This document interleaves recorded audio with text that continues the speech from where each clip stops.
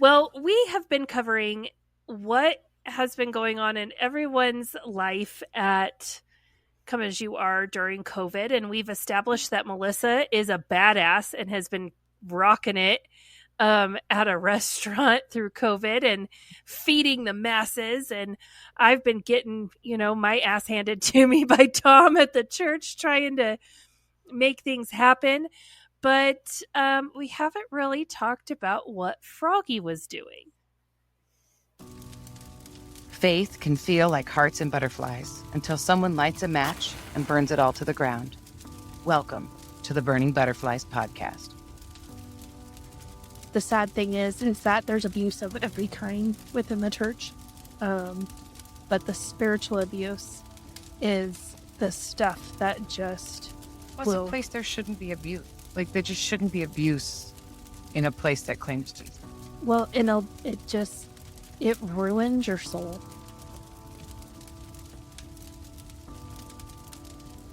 If you're new here, we suggest listening to our prologue episode first. This is the story of two women's journey through toxic church culture and spiritual abuse, all while finding healing in the end. Sometimes it's just the facts, and if you get offended by it, that's a you issue. And if we can't be mature enough to have these conversations, even if some of the topics are difficult, then shame on us.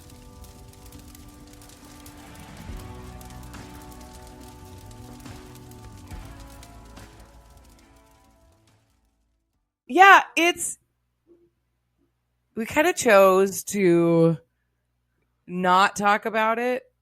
We didn't quite know how we were going to talk about it, but we knew we were going to delay it a little bit and not do it because we did this section so really tedious to the timeline. Very but chronologically, Yeah, very chronologically. But this part, the best way I can describe it, and I'm pretty sure I've described it this way before earlier times in the podcast, is that I apologize if things are not in the order or when they happen. I'm not sure. And I know that probably sounds a little like, what the heck? How come you don't know what your life happened? But if you've experienced trauma and abuse, you understand that everything just kind of gets lumped together and shoved down and repressed. So then if you do, unearth it, and with prevalent abuse, it's like any random Tuesday. I can't tell you what day and time this thing happened because something happened every day. Yeah. But unless it was connected to a major event. So there's things where I'm like, no, this was what was going on. I have this core memory, so I can attach certain things to bigger memories. But this time period is very, I don't want to say fuzzy, but I really honestly, I know certain things happen, but I don't know the order or when they exactly happened, but they do move the story along. And so it's important to talk about. And so we decided to just lump them all together. I'll tell the story as best I can in the right order. And, we're going to go from there. But we know all of this stuff happened during COVID. I know that. Yeah. Which COVID. Is really hard to say because what we thought was a year was 3 months of a shutdown. And then life at Come As You Are was so back to normal. Yeah. I literally in my mind, what I thought was an entire year of dealing with COVID in so extreme measures when it comes to the life of the church was 3 weeks. 3 weeks. Yeah. Now you can have people, and we were right back to normal. And so, and I talked to a lot of people, and their lives drastically changed during this time. And I mentioned earlier, you had mentioned your life drastically changed. Mm-hmm. My life did not drastically change. So it was really par for the course majority of the time. So there's nothing really eventful that happened. But I do know that at some point, I want to say relatively before COVID, and I think we've talked about this in earlier episodes, was that Froggy, yes, I did. I talked about this because he wanted a collared shirt. He had started working at the restaurant that I worked at. He was doing dishes. Then they moved him into food prep.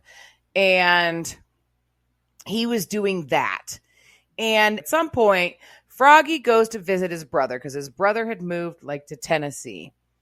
And he bought a company. He was working for this guy. He got in, he bought into the company, ended up eventually buying the guy out. But he gets into this dishwashing machine and chemical company. So like most restaurants will lease the dishwashing equipment.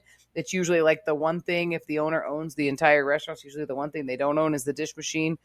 And they're leased. And then a lot of times the same company or a different company will give you the chemicals. And so you buy the chemicals and they maintain your levels and whatever. Like it's a whole thing.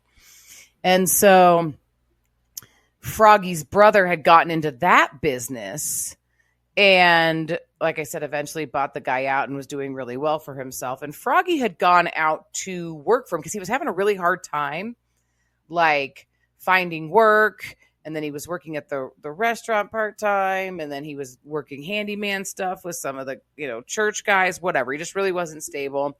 And at some point, Froggy did go out to his brother's house and he needed something. He needed an extra laborer. And of course, Froggy's, not tied to any one job necessarily. So he was available.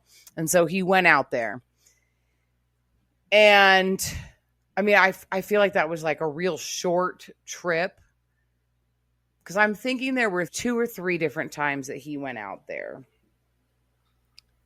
Yeah, it seemed like he would like leave and then come back and leave and go come for back. a couple weeks. And I think it happened 3 times. So I think the first one happened like before COVID. Life was good. And it was probably pretty close to before that was before COVID because they had moved. And then like he got into this business. So he had Froggy come out and then Froggy comes back.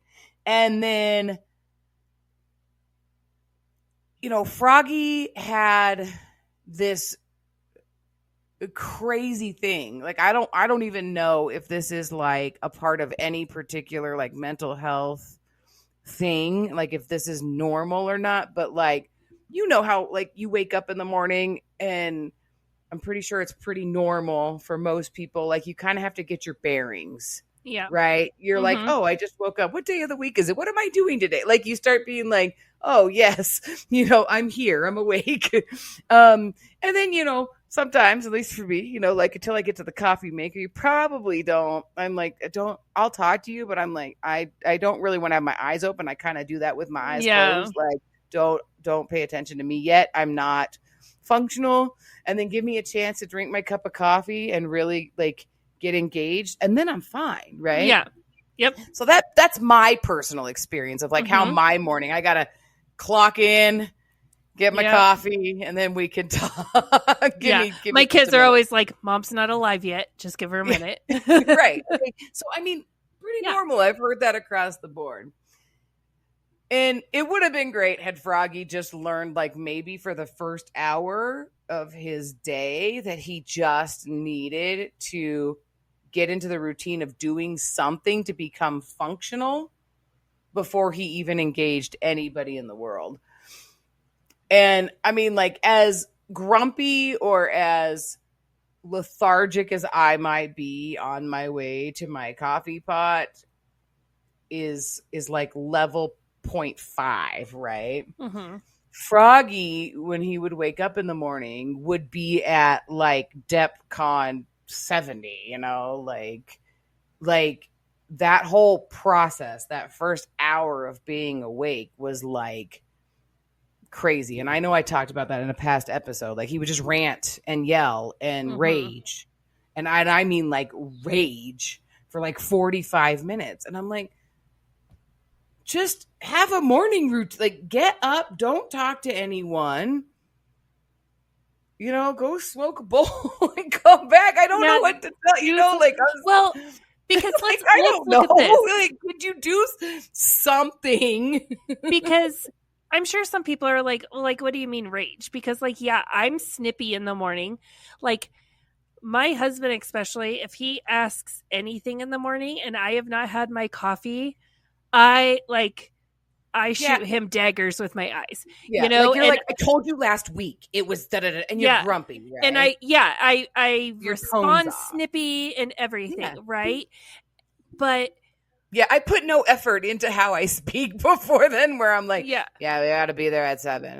Yeah. You know? But like, no, like I full on own, like I'm bitchy in Yeah. the mornings, and it takes me a little bit to, I need to sit, I need to drink Yeah. my coffee, I need to sit in silence Right. and have no one touch me and just Yeah. just like give me a minute, you know? Yeah. So now imagine you're the only one awake and something, I don't know, something sets you off. Like you come downstairs and there's no coffee filters, right? Okay. Yeah. I'm Okay. not going And to then go you upstairs and break the scream door off the hinges and scream and at my yell, husband to wake up and punch a he was hole in the sleeping. wall. Yeah. Yeah. Yeah. And break stuff, throw things off of counters, slam the kitchen. Like you go down to the kitchen. Like, I mean, that's a perfect example. He would like go down to the kitchen and maybe we're out of coffee filters. So now we're slamming the kitchen cabinets. We've thrown the coffee pot across the room. We come upstairs and you're yelling at your wife who's sleeping for 45 minutes. Yeah. Just awful, berating, like saying the most horrible things. Like you are a beep, beep, beep, beep, beep, beep, beep, awful person. Yeah. I can't believe, like, I mean, like. Things that if we said on this podcast, we would probably have an episode, like we would have episode violations. I can't say the things that was Yeah. But like we're out of coffee filters. Yeah. So sorry. I didn't know we were low. I would have picked some, like, I'm sorry. Yeah, it I happens. didn't know. Yeah. But I'm sound asleep and now all of a sudden I'm the worst person in the world. And I'm all of these expletive names that you have to yell at me for 45 minutes. And then you yell at me because I'm ignoring you. Because I was sleeping.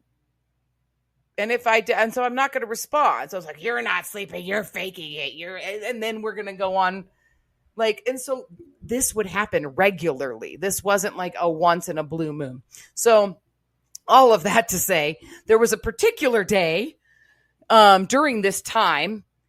And I want to say this is probably like right before COVID. It could have even been during. But I don't think so. But anyway, so, and this is like, I'm done. I've had enough of this. This is stupid. I'm tired of getting yelled at every morning for 45 minutes when all I'm doing, I haven't even woken up yet. And so this particular day, I don't keep my mouth shut, which I know is the worst thing possible because it just like, it'll stop eventually because you have to go. But I decide to engage in the battle. And so Froggy was up and getting ready to go to work. And so he decided to pack up his stuff and drive to his brother's house. And so he no called, no showed at work and just took off to like Tennessee. Yeah. Because he was so mad. And I obliterated him probably, Well, I guess, I emasculated him and obliterated him with my words and my cruel intent. I would imagine, like, because you're a manager, putting myself in your shoes, I would have been embarrassed for people to be like, where's Froggy? Yeah. I would have been humiliated to have to be Yeah. like, he drove to his brother's. Yeah. He drove to another state. He doesn't want to work here anymore, right? And nobody really cared. You know what I mean? Like, yes, it was very embarrassing. Like, I was embarrassed. And like, and it was just one more thing on the this is my life and this sucks, way of going. So anyway, so he does that. And he was out there for like a couple weeks that time. And then he ends up back, right?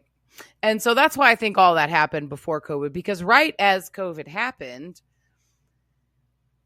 Froggy's brother's company, because I mean, I don't know, maybe you could shine some light on like the timeline in the sense of like when the world went berserk for hand sanitizer with COVID. I mean, that was right at the very beginning. Yeah, I want to say, I mean, like it probably took a couple weeks because like everything shut down. But then it was because, like, remember we had like the 2 week, like flatten the curve and everything's fine. Yeah. Oh, like the 2 weeks. But then after that, I feel like it was within the first month. I would say like by like probably like mid-April, like is when Yeah.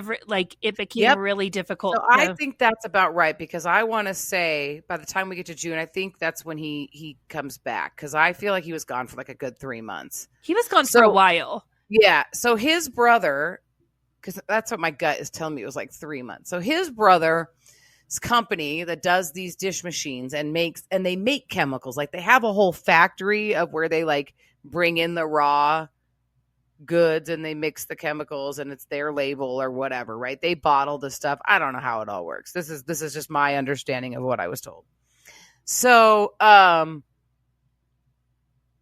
everybody, I mean, even alcohol companies, like even breweries, distilleries had switched into the hand sanitizer business. Yeah. And like, this is when you couldn't get groceries, like you couldn't get bread. People were like, there was no yeast at the store because everybody was baking bread at home. And we're fighting over toilet paper.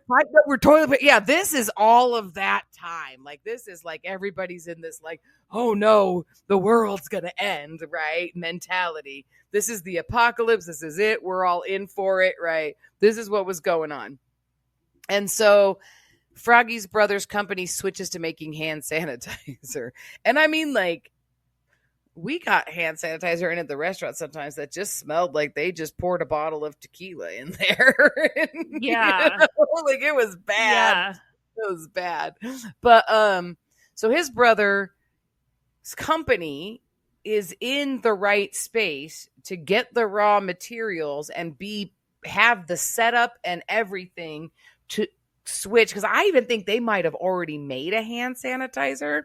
So they went full blast into full production of hand sanitizer. And his brother's a really good salesman, and he landed some really big contracts with some really big name, like department store type things, and who were buying pallets of it, from them. And so Froggy went back this third time, and he was gone for like 3 months. I want to say he was gone from April to June. I mean, it was long enough that even through COVID, people noticed he was gone, and people were asking, because if you're he wasn't playing on the worship team. Yeah. And so if you're an OG come as you are person, you've been around a time or two with Froggy randomly disappearing and coming back, clearly have gone through some stuff. Yeah. And so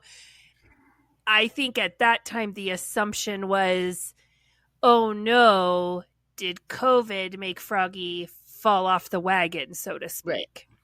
And people were asking questions of Tom, and he was quick to say, oh no. And so he started talking about it in his sermons. He would just casually bring up that his sons are making hand sanitizer. Both of his boys are working to save people. Yeah. And I think it's because people noticed Froggy was gone for so long. Yeah. And they started asking questions, and he didn't want people to assume, oh, Froggy's doing meth again. Yeah. And so there's a couple of key things that happened during this time that are like big shifts in my marriage. And so Froggy goes out there. So he's working in Tennessee, and this becomes a wonderful prime time opportunity where this is working out. Froggy could work for his younger brother and make a really good living. Froggy could move to Tennessee. Froggy could get a house in Tennessee. Right? And this chain of thought is being, really facilitated by Tom. Like, even to the point of, like, they were actively looking at houses. Like, Froggy went with a real estate agent and looked at a house. Like, they were sending me pictures, and like, I was on board with that, right? Like, I was like, okay, you want to move to Tennessee? We'll move to Tennessee. Like, even to the point where I was like, watching churches online and trying to find a church in the area. Like, that's how close to realistic this was. And I was like, yeah, let's get a fresh start, right? You don't know anybody out there. It doesn't mean you're not going to find drugs out there within 6 months, but at least we'll get a fighting shot that maybe, you'll be all right. Yeah. And maybe that's what we need, is to just like, it wasn't a far-fetched idea to me to pack up everything and go get a fresh start in a new state and, really try to make it work, because I believed that this was meant to be, and maybe this is part of God's plan, and it'll all just be okay if we can get our fair shake at it, our chance. If we could just get it to work for us, we're going to be okay, right? Yep. Whatever we got to do to get Froggy just over that hump, and it's got to click eventually, and he's going to get it. This will be the time that sticks, and right, and all the crap. Like, there was even a time, because we were recording our services, and so because I led worship live, and like Tom and Charlotte had gone out to visit their younger son, and Froggy was there. Like, everybody went for this family reunion, but I stayed behind. But it was during this time. So this must have been later on in the timeline, which we're not quite to yet, but we'll talk about coming up here in the next episode or two. And Tom had taken some time off. But it was just crazy how, like, it was almost like propaganda. Like, the whole, like, there was a video that Charlotte posted of like her whole family worshiping with me leading worship at the church, and and they were all in Tennessee, and it was just, and even in the moment it was ick. Like, I don't know, like, you had that underlying ick feeling. So it was like propaganda. So that happened during this time. But yeah, so so now we're back to Tom wants to sell my house again. Yeah, because if Froggy is doing so great in Tennessee, he can't move back and live with his wife, who is successful at her job, and Froggy's name isn't on the deed. Right? Heaven forbid. And so this whole idea of Tom is looking for a house for Froggy and I in Tennessee. He's going to buy a house, right? It comes up, it gets started. Like I said, we're looking. There's real estate agents involved. And then all of a sudden it becomes, well, how much money will you be able to get out of the sale of your house? Like, now we have to talk, like, it was a great idea. Everybody's excited. Now let's talk about the finances. And like, just to kind of put that into perspective, like, to understand that, and I'm sure I've said this before, but the house that I live in is my inheritance. Like, from my grandparents to my parents, at the end of the day, what will be passed down to me is my house. And so my family, has set up a trust, and that is an executor of all of these things. So once it comes to that time, but like, in that trust dispersed to me will be my house. And I was just given my inheritance early, right? Which has been a great blessing and whatever. But so I don't have the power to say, yeah, I'm going to sell my house and put it on the market, right? Like, I have to go through all of this stuff, and my mom is the executor of that trust. And so I have to have these conversations with my mom, and we have to go through all of this. So that's one thing, so then it's all of a sudden it's like, oh, so, okay, well, I guess I'll find out, so the last time that this happened, you were like, no, because you were not thrilled about the idea of moving from your current house to this really small.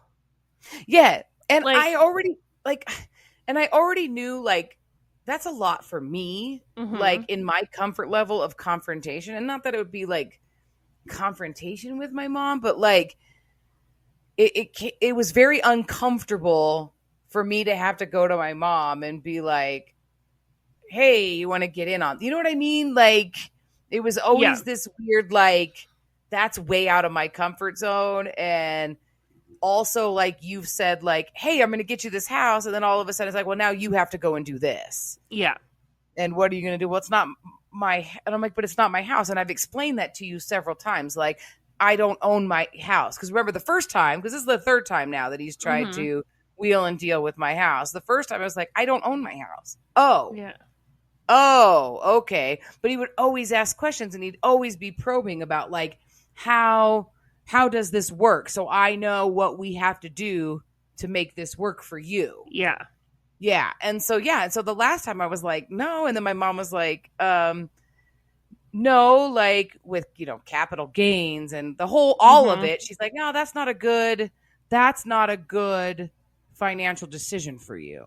Right. Yeah. So she's like, yeah, I don't want to, because that was going to be more of like, can we sell this, buy that? Right. Yeah. So it'd be like just swapping one house for the other, and she could retain her portion, all of that, right? The trust would retain, the portion. And so that one, that one, like, just, that's how it was like more worded. Like it really didn't work out with the housing market, right? Thank God. So then we get here, and thank God for my mom's, like discernment on this whole thing and whatever. But so you have the whole like legality of how we're going to work that in getting the house sold. But then you also have when Brandy was supposed to buy my house. Yeah. Tom went out and had a high-end contractor give him a high-end bid on what it would take to make the house sellable for Brandy to want to move in. Yeah. So right. And I already know that it's Brandy, but well, it wasn't just like make the house sellable. Like they walked Brandy into the house. Brandy and Jason stood in your house without you home, without your knowledge. And it was like, oh, well, if we could like take this wall out, or if we could like add this here, or redo. This is load bearing. We'll just put a $10,000 beam in to support the upstairs. Yeah. Like, it was like making it their dream home. Well, and I want to be clear, it wasn't them. It's not like they walked in and they're like, oh no, this has to go. Like Tom walked them in and was like, if you were to buy this house, what would you want done in order for it to make it worth it for you to buy this house? Yeah. Yeah. Right. That I have no idea that that's going on at the moment. Right. Yeah.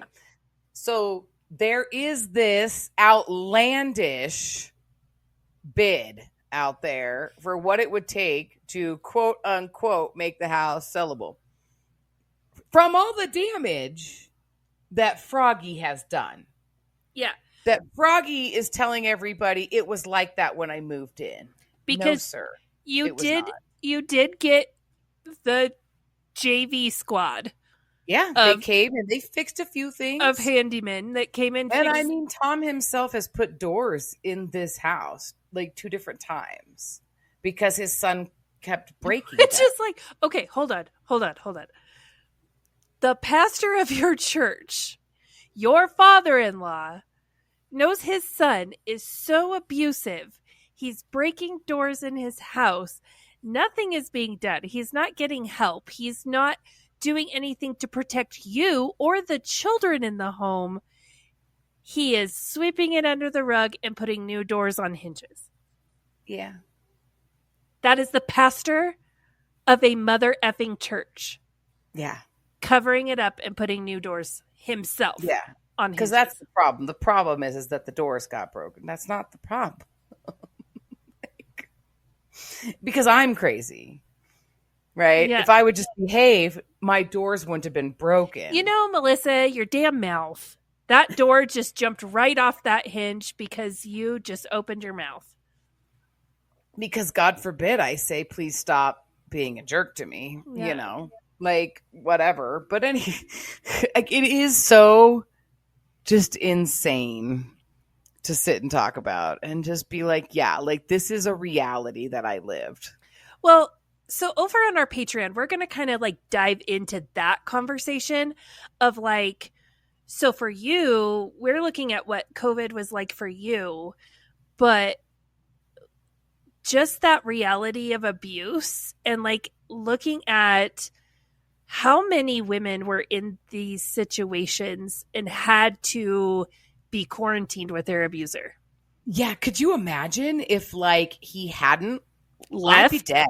I'd be dead. Yeah. I would be dead. If he hadn't left, I would be dead. Yeah. 100%. So 100%. Head over to our Patreon. That episode is available for you. If you don't want to pay for a subscription, you could buy a single episode. But yeah, go over there because we're going to continue that conversation over there. Yeah. And so now, Tom wants to sell my house. And my mother, in her just amazing geniusness, she says, well, here's the deal. I would have to spend, like $50,000, right? Because like that's what the bid was, somewhere in the neighborhood of upwards of like $50,000, right? To $50,000 to repair the damage that your son did to my house, to make it sellable so Brandy could buy it. And like we said, a lot of that was like, we're taking out a wall and we have to put in a support beam because it's a lower load bearing wall, right? But anyway, so my mom's like, well, I don't know. I would have to spend $50,000 to get the house sellable. And, and then she's like, and so like, that might even be just what I would have given you out of, like, if I was going to give you something, like, I don't even know that I would have given you that much at this point to relocate, because she's like, because technically, like, it should all just go back into the trust and then you'll inherit it when the trust is paid out. Like, so, she was like, that doesn't, like, I have to spend so much money to repair it, to sell it. That's what I would have given you. So you don't have anything coming from it if we sell it. Yeah. So there's no money there. And any money that you do have, let's just say, pretend like you get enough money that it's going back it's your inheritance, Mm-hmm. And so she's like, but I think because there's so much damage to be done, like, I'm not even willing to give you anything out of that again. Like, and so, and I was kind of mad at her about that. I was like, yeah, no, I know. And that's why I didn't want to have this conversation. And it just sucks that here I am looking like an idiot asking you. And I knew you were going to say no, and I, at the time I didn't realize. I realize now, like, I've got a totally different opinion now than I did at the time, but I was like, okay. And then I kid you not, just like everything else at Come As You Are, it's like at 5:00, you're having a conversation about moving to Tennessee and you're buying a house and we're just talking the financials. And by 9 a.m. you're not moving anymore. And we never had these conversations. Like, it's so gone. Day and night. Yep. Day and night and day. And so Tom's not really buying Froggy a house. Right? Because if he was, he would have done it. Yeah. But then it's like, well, I can't really, you guys would have needed to bring some finances to the table, right? Like, to get you into the house. This was discussed in the office. Yeah. And like, Tom talked about stuff in the office. And I think mostly because Brandy was in there. So Brandy, like, she would be like, so what's going on with this? Or, like something like that. And Tom made it seem like, oh, well, because he owns too many properties already, he couldn't own another house. Yeah. And he's like, well, because I own, because I think at that point he owned 3 houses. Yeah. And that was really kind of his thing. He's like, that was why he said he needed money to buy the house, like to get in on the house, was because he was financially, he didn't have the capital or whatever to come up with like the down payment or what. I don't know. Like, he just wasn't in a financial situation to front it all, basically. Yeah. And so, But also I just want to touch on something. Yeah. That during COVID, giving obviously goes down. Out of sight, out of mind. And so giving goes down. We are really trying to push online giving. We're trying to push people using the app and things like that. But giving is down. So when giving is down, the church can't pay for things, which some of it was made up for because, I mean, our energy bill isn't as high. Our, our water bill isn't as high, all of those things, because there's just not the people in the building 7 days a week like there is typically. But it got to a point where we had to have discussions, because it gets to the point during COVID of like, the government is saying like, okay, you can apply for these like subsidies and things like that to keep your business going and all of those kinds of things. And the church applies for that. Yeah. For Tom's, I'm pretty sure Tom's salary. Yeah. And I think it was Tom and Barbara Jean and Twyla and me and Brandy. Because Lori, we kind of paid just like the bare minimum of it, because she had like disability. So there was like, we walked a very fine, you could make. Yeah, we walked a fine line with her. Benefits. And Old Reliable, we were only paying him what his mortgage payment was every month.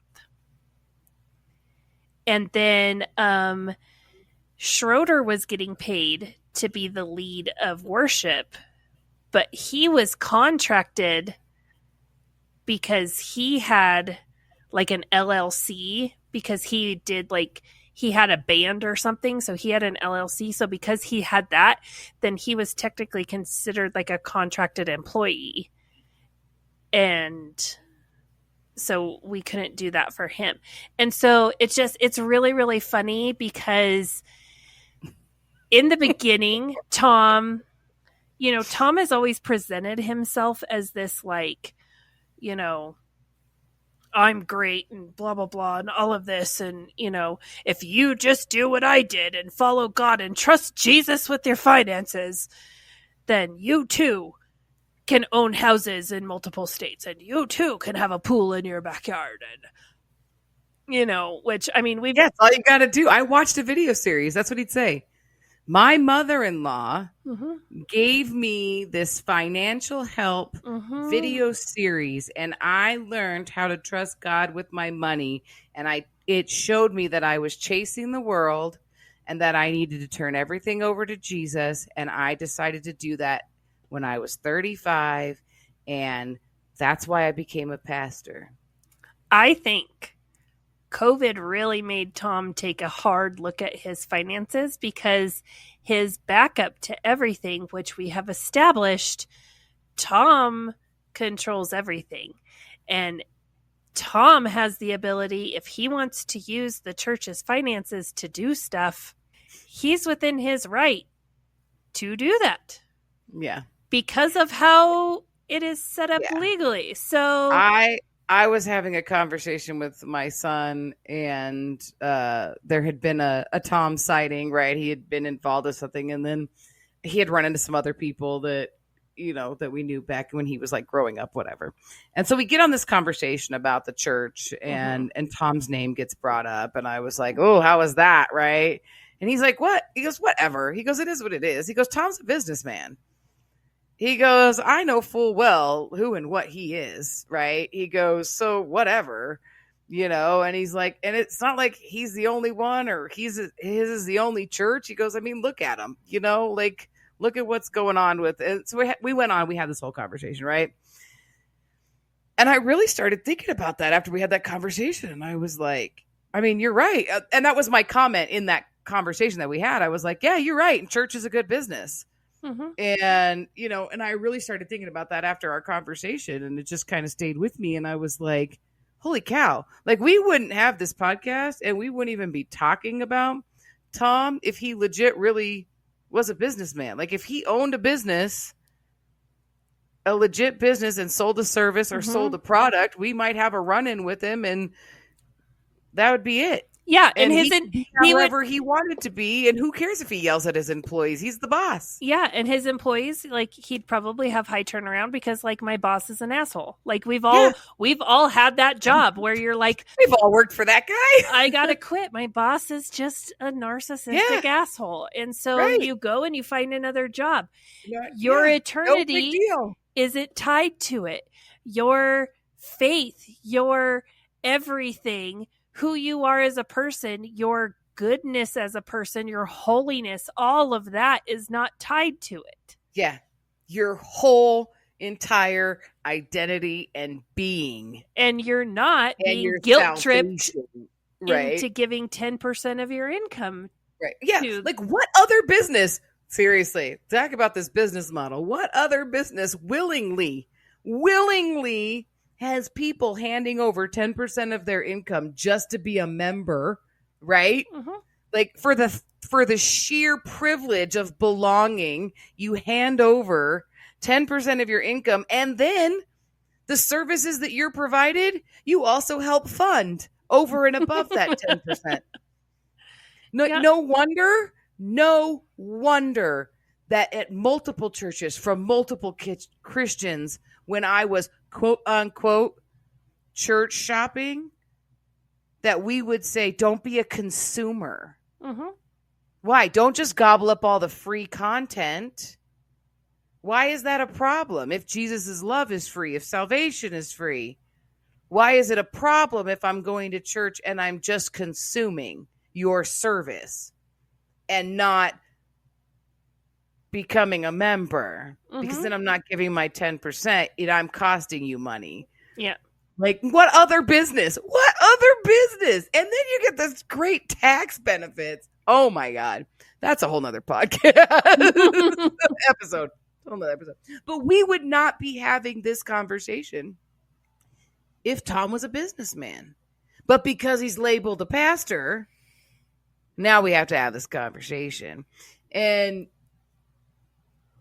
and that's what made me realize, like, ultimately, like, and then planning for this podcast, like, it's just crazy how things happen, like, I have this conversation and then it's in my brain and then we're talking about this on the podcast and I'm just like, no wonder why Tom wanted to get his grubby little hands on my cash cow house, because he wanted to take whatever money and invest it in his real estate empire.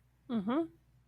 Like, there was no benefit trying to convince me this was going to be a benefit. Like, as soon as he heard I had a house, because I'm like, oh yeah, I have a house, right? And then then I think about how disappointed he was when he found out I didn't own my house.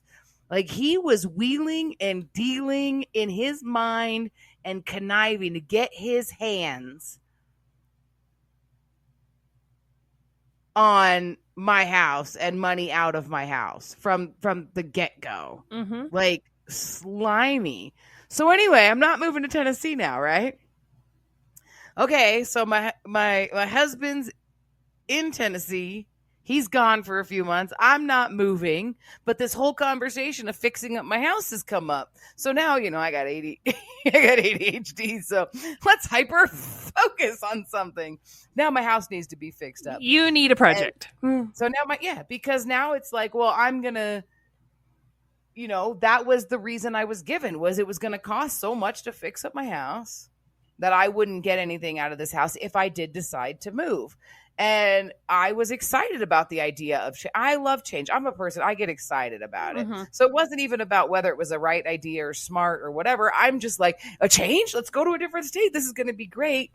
And so I am a little disappointed because it was the thrill of the hunting for a house and the thrill of moving and all of that. And like, I want to remind our listeners, because like, I'm sure some people are like, well, what about your kids and blah, blah, blah, and all that. You're homeschooling. You're working in the restaurant industry. There's restaurants everywhere. You're successful.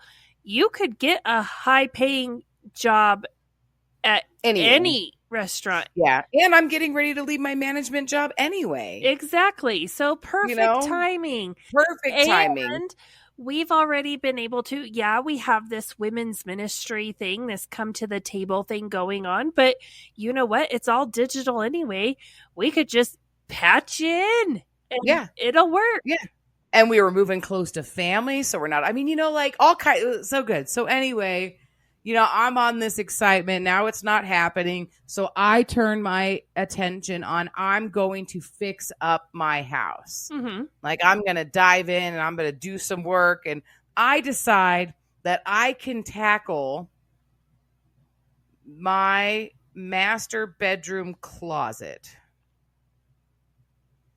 and my master bedroom, right, with Mhm. like with paint, right? And I'm like, I'm gonna pay. I want my entire house to be this beautiful beige with white trim and black wood accents. Like it's going to look like a lovely layered coffee from Starbucks, right? Mhm. It's really nice. I really like it. So I've like been thinking about what direction I want to go with my house. And so I pick a paint color, and that leads to like a small project. So I paint my entire master bedroom, right? Oh, fresh paint. It looks great. I, set it all up. Things are, it's just, it's good. But my master bedroom closet doesn't match, right? And so I'm like, I want to paint the walls beige, and then it has this white wood like closet fixtures and stuff. And so I want to paint those all black. And I'm talking to Froggy about it like on FaceTime. And he's like, no, that would be awful. And I'm like, what do you mean? Look, I love this color. Like the room looks great. And I think the closet would be so great. And paint all these shelves black and, with the white trim, and do the white trim. And it's going to look, this closet is going to look so nice. And for some reason, that idea to him was like, it's going to be awful. You don't want to do that. Right. And I It's was like, you're like, I want to paint like lime green leopard print on the wall. And he'd be like, that seems so stupid and tacky. Why would you do that? I was so excited about it, and he was fine. And then all of a sudden he's like, you don't want to do that. Like that's stupid. Like that's dumb. Like that's, why would you want to do that? Like that's not, I don't want my closet to look like that. Right. Like, yeah. Yeah. My I don't closet want my closet to look like that. Right. in the house that I do not financially contribute to. Okay. So anyway, I did what every good little wife should do. You painted the damn closet anyway. You're in another state. You're not going to be home, bro. What the hell do I care? But that is such a testament to like what was going on in this time. Like, number one, I had this break, this reprieve from the insanity and the abuse. I was waking up every morning and it was quiet, and I was enjoying myself, and I was going to work, and I'm homeschooled. Like I'd homeschool my kids in the morning. I'd go to work at night. I'd come home. My house was calm. It was peaceful. Life was good. And this went on into like 3 months. You're finding your confidence again, because like, like you are a badass woman, and to have a man, treat you the way Froggy did and belittle you, and like watching you shrink as a human, like I know you, I've watched you grow since him. Yes. And so I could only imagine this is like just a little tiny flicker of that. Yeah. This is like the spark, that started all of this. And this was just 3 months. Like the amount of like, I was like, no, I want to do this, and this is the way I want it, and this is how it's going to be. And like I said, you're not going to be home for, at this point, I didn't even know how long, but you're not here. So I'm going to do it anyway. And I mean, I guess if you don't like it, I guess it's like the same reasoning, that you would use with Tom. Well, if you don't like it, I'll change it. Right. Yeah. Just so I was like, what do I have to lose? Sit with it for a month. And if you don't like it, we'll put it back. Right. And then so you have that, that window of like this freedom that's evolved. And then all of a sudden now you have this pandemic mentality and what it's doing to people. And people are starting to question things. And like, you're really like, look at how we're living. Do I really care if you're mad if I paint the closet? Yeah. In the grand scheme of things that are going on, people are dying. Like apparently the world's ending, and you're going to give two craps if I paint the closet. And there's people like legit fighting happening over toilet paper. There's fighting over happening over, like, are we handling this correctly? Everyone has opinions, but God forbid Melissa paint her closet. Right. So I did. And I felt really, really good about myself. And I felt really, really good about the project. And like, I still look at it and I'm like, I did that. So like, I mean, there was something, that it was a thing. It was a thing. Yeah. And at the end of the day, Froggy came back and he was like, it's all right. I guess it's not as bad as I thought it was going to be. It's fine. Okay. Like that was it. But we didn't get mad. Had he have been there, I would not have been able to do it. Yeah. Because whatever the reactiveness of this person and the lack of do you really there's no, it's all reactive. It's so animalistic and so lacking in thinking, right? Like it's just all reactive and then also so powerless at the same time because you're not going to do anything about it. Like you're not going to be like, oh, look, this is how I am. I do things in my life. Like even just with having ADHD or whatever, I've created a life with workarounds. Why? So that I can function to the level I want to. Anybody can do anything. And sometimes I tell people, I'm like, so maybe it takes you 2 or 3 steps to get there from point A to point B. And it takes me 26 steps to get there. Who cares? I'm going to get from point A to point B. Yeah. Even if it takes me a little longer even if I have to do 6 extra steps to make sure that I can do it. But we all do that. We set alarms for things. Why? Because we set an alarm so we could get up on time or get where we need to be. We write lists. These are all things that we do as human beings to help ourselves be successful. They're tools that we have. And when you're talking about a person who has so many tools available and doesn't use them and just lives so defeated and so reactive, it's mind-boggling to me. But by the time we're now in our timeline and, we're going to be going into June, I think, in the next episode. Yeah. And so Froggy gets back around this time, June, July.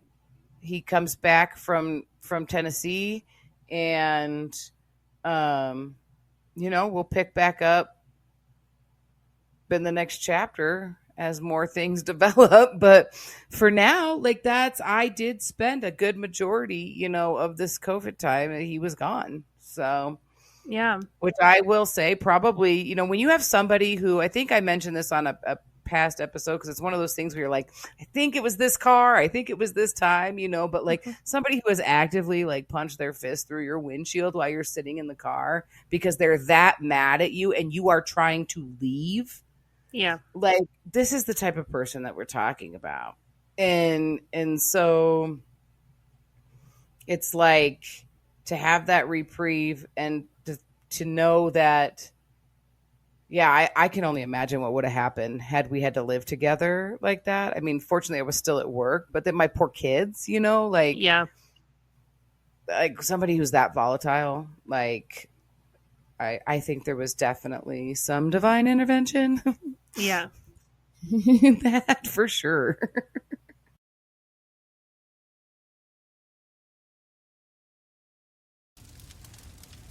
Burning Butterflies is a listener-supported podcast. Today's episode was brought to you by our amazing supporters on Patreon. Follow the link in our show notes to learn how you can become a Patreon supporter too. Supporters get exclusive access to bonus content each month, including outtakes, cut content, and supporter-only episodes. If you've enjoyed this episode, please leave us a rating on your listening platform. Burning Butterflies is a production of Asha Media. Thank you for listening.